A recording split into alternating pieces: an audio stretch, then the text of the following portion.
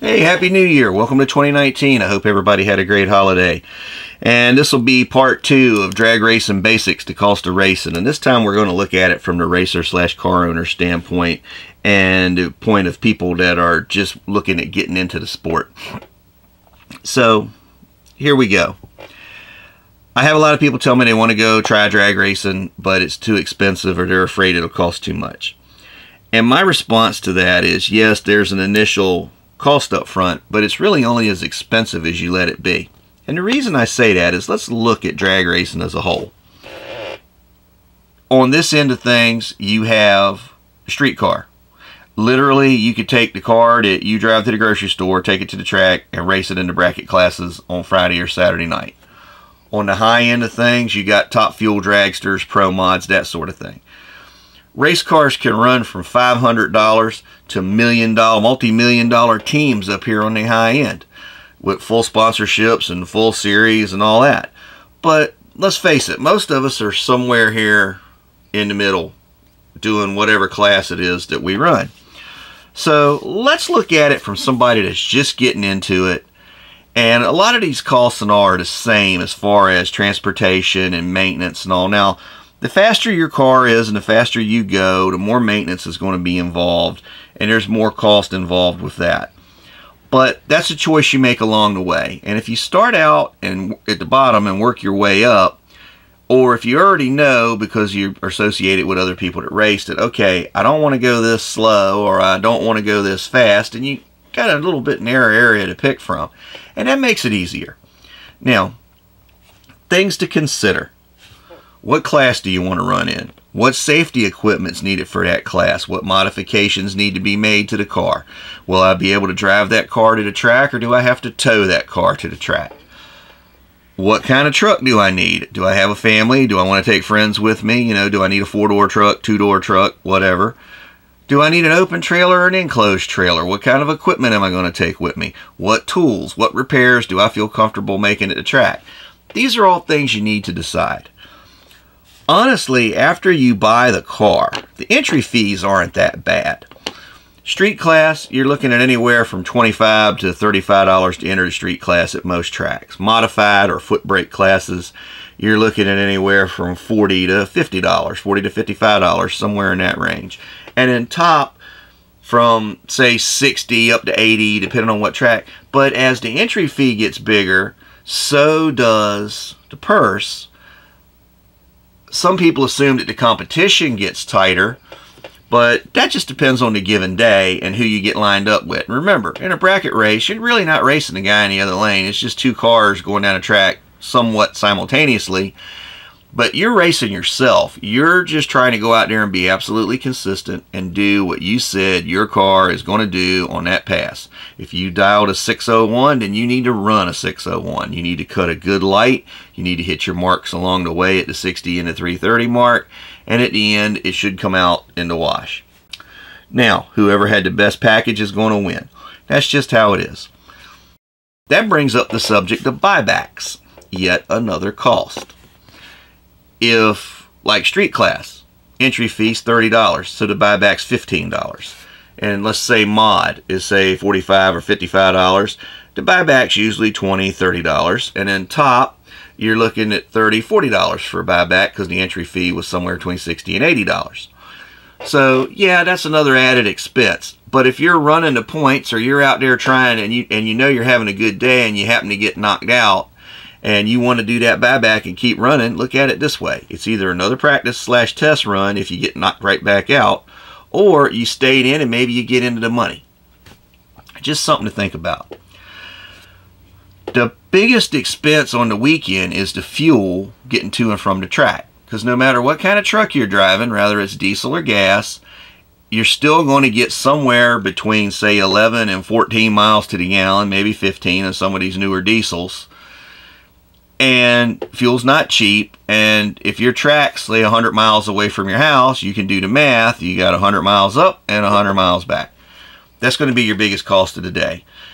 I don't tend to include food when I'm figuring, because rather I go to a racetrack or rather I go out to the movies or just go out with friends or whatever, I still got to buy food.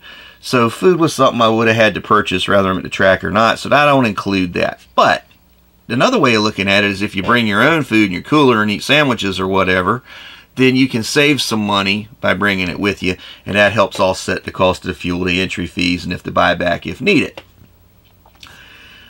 You can get into, let's say reasonably get into bracket racing for, I would say $3,000 or less if you're careful and pick your car carefully, but a more realistic number is $5,000, and that's to say go buy a $2,000 to $3,000 car and then spend $2,000 doing bolt-on modifications to it. Maybe change the rims, put a set of drag radials on it, headers, whether it's fuel injected or carbureted, maybe take it and get it tuned if it's fuel injected, put a bigger throttle body on it, put a K&N kit on it, something like that. In other words, bolt-on hot rod stuff. I think $5,000 is a reasonable number. Once you pay that, it's not like roundy round racing or some of these other forms of racing where you're going to tear the car up constantly and have to repair.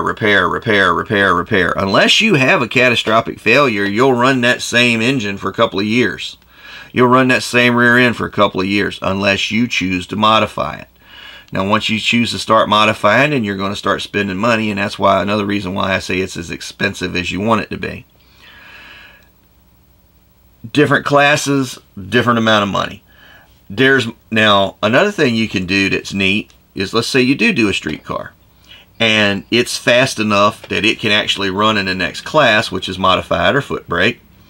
So you can go into a track on a given weekend, pay $30 to get into street, then pay, say, $45, $50 to get into mod. Now you're sitting there invested $70, $80, but you're running in two classes with two chances to get into the money and one fuel bill. Because you won't, well, for the car you're burning more fuel, but for the truck and trailer, the logistics of getting there, you've made one trip up and one trip back, ran in two races.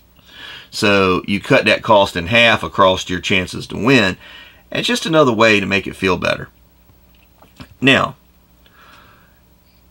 truck. Some people go, oh man, if I got to buy a truck to trailer it, then that's extra insurance and extra taxes. But really in today's modern world, especially if you got a family and responsibilities, it's good to have a second vehicle. And that second vehicle could be your primary vehicle, and you drive your truck back and forth to work every day and you pull your race car with it on the weekend, but it's also there for doing stuff around the house, or if you need to move furniture or whatever, you've got your truck. So it's kind of a twofold. It's a needed, or really not really a needed, but a very nice to have backup vehicle or primary, like I said, depending on how you want to do it, with the added benefit of you can pull your race car with it. So it's not really costing you that much extra. Now trailers are the same way. They run the gambit. I've heard people tell me they don't want to go out there and race because they don't think their rig looks good enough. They don't have this big fancy trailer and a toter home pulling it or a motor home pulling it and all that. You don't have to have all that. Minnie is the guy that gets in an old beat up truck with a homemade open trailer, pulls his race car to the track, races, win or lose, had a great time. Him and the kids climb back in the truck and he goes back home to race again next weekend. It's all about having fun and enjoying what you're doing. That brings us to the question of, how am I going to get my money back? How am I going to get the money back I'm spending? Okay, you can win some money racing. And if you go to the right races and you've got the talent and you're good enough, and a lot of it is just plain luck, if you get lucky and you're on point enough to win one of these big races, yeah, you can go home with a couple of $1,000s. You still got to pay taxes out of it and all that, but that might finance you for the rest of the year. If you get good enough to get into the money at your local point series, or even if your track doesn't run points and they just have a regular series of bracket races, if you can get into the money, you can help offset your costs and maybe pay for the next race. Maybe you pick up a sponsor for a race or two. Learn to do a little advertising. There's lots of ways to do it. But one thing I've cautioned people to do, unless you're a professional racer and you've got sponsors and you're going to keep sponsors and you're going to keep getting sponsors, don't go into it with the idea that I'm going to go out and make a lot of money, I'm going to win races, and I'm going to be a semi-professional racer, and I'm going to make all this money. Go into it with the aspect of having fun, and then if you can win the money, great. If you don't win the money, Don't be upset about it. Race when you can. Have fun. Enjoy yourself. The subject of round money comes up. Some tracks pay it, some tracks don't. My opinion on that is when tracks and promoters can pay it, they will. If they don't have enough sponsors or enough spectators or whatever to do it, then they don't. But none of us as race car owners and builders have ever sat out there at 2 o'clock in the morning after finishing this beautiful 1,000 horsepower monster and went, yep, that's right, I'm going to take you out there this weekend and I'm going to win me $20 worth of round money. That's what I'm going to do. I built you to go get round money. Nope, none of us have ever said that. We go out there with the idea that we're going to win, we can win, we're going to win, and we're going to do our best to win, and we're going to be good sports about it. Things to think about. The most affordable class to race in, hands down, is street class. If you are not absolutely sure that you want to go racing, but you're sure enough that you're thinking this hard on it, go to your local track on test and tune night. Go on a regular race day, points day, whatever. Talk to some of the racers. We love to talk to people. If you come up and talk, we'll talk to you. Ask questions. Ultimately, you're going to pick the class you're running in.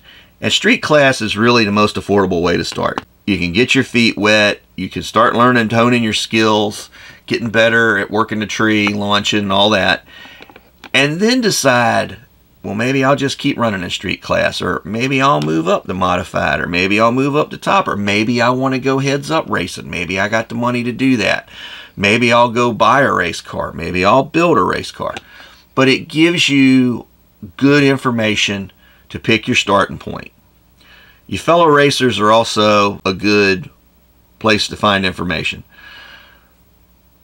This video is more about cost. I've touched on a lot of things because since I posted the last video, I've had a lot of questions come in about various things, and I probably should turn them into their own videos. But I just wanted to touch on them and let everybody think. And those of you that have sent questions, called, emailed like that, know that I've read them. I haven't had a chance to respond to everybody, but I'll do my best to get that information out for you from my side of it, my point of view on it.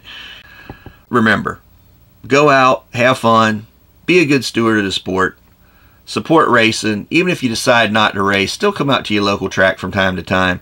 And I'll touch on that in the next video where we're going to look at things from the spectator and the sponsor standpoint. So I hope this answered some questions, give you some food for thought. On average, I spend $160 on a race day.